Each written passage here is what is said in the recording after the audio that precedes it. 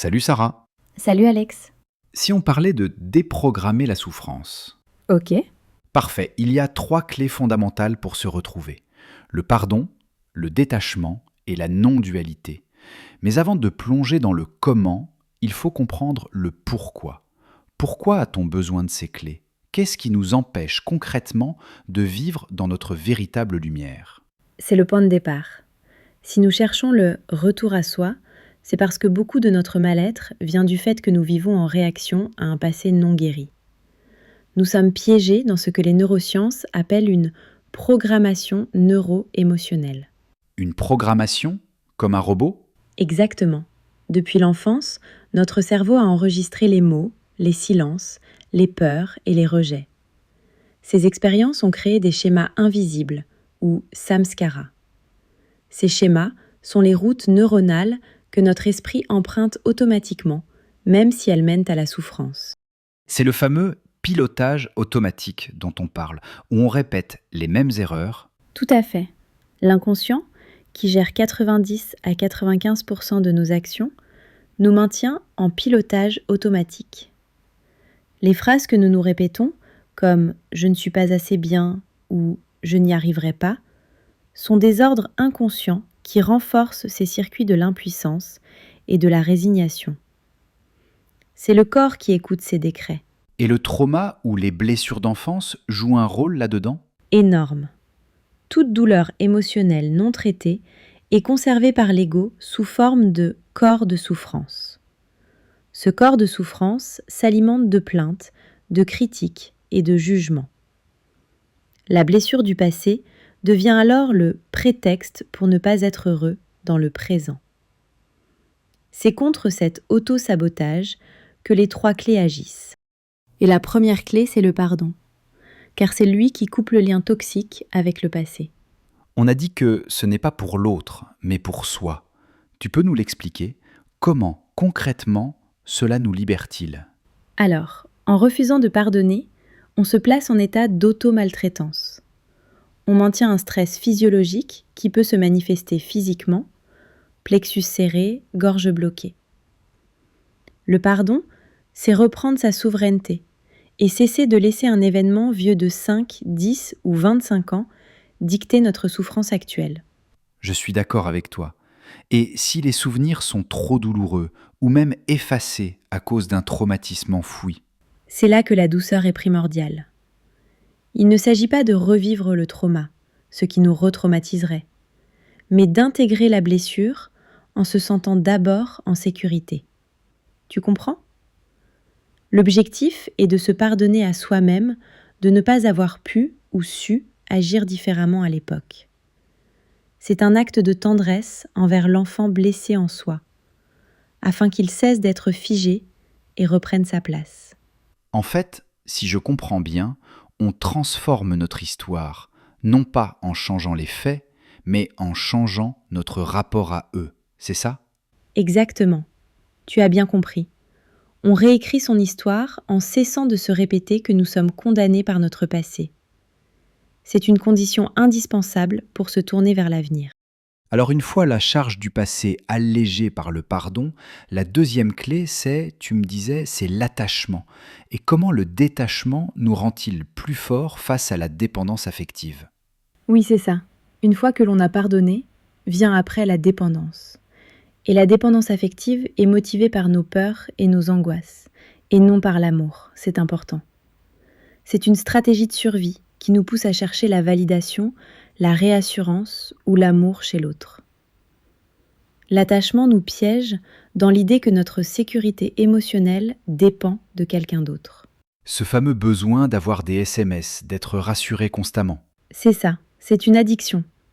En tout cas, c'est traité comme une addiction par l'esprit. Le détachement nous demande d'intégrer la loi d'impermanence. Je m'explique. Tout est amené à changer, à se séparer. La souffrance vient du fait de s'accrocher à un passé révolu ou à des attentes futures. Donc, si je comprends bien, le détachement n'est pas un désintérêt, c'est un ancrage. C'est l'art de s'aimer sans s'attacher excessivement. Quand une relation se termine, on réalise que souvent, ce n'est pas l'autre qui te manque, c'est toi qui te manque à toi-même. Le détachement force à revenir à l'instant présent, où la plupart du temps, finalement, tout va bien. Le détachement est le catalyseur avant de pouvoir visualiser ou manifester quoi que ce soit de durable. Et il reste donc la troisième et dernière clé. La non-dualité, c'est un peu l'idée de l'unité, comme de ne plus voir le monde en noir et blanc. Et ça peut nous aider ? Comment cela nous aide-t-il à sortir de nos schémas psychologiques ? Ok, la non-dualité est, tu vois, le socle de la conscience supérieure. Elle nous rappelle que l'incarnation est une expérience de la dualité, comme le bien-mal, moi-toi, chaud-froid, dans un univers qui est fondamentalement unifié. C'est la clé pour sortir de la matrice, ce système artificiel qui nous entoure et s'infiltre partout, médias, politique, social. En gros, éviter de scroller. Et pourquoi ce système veut-il nous garder divisés ?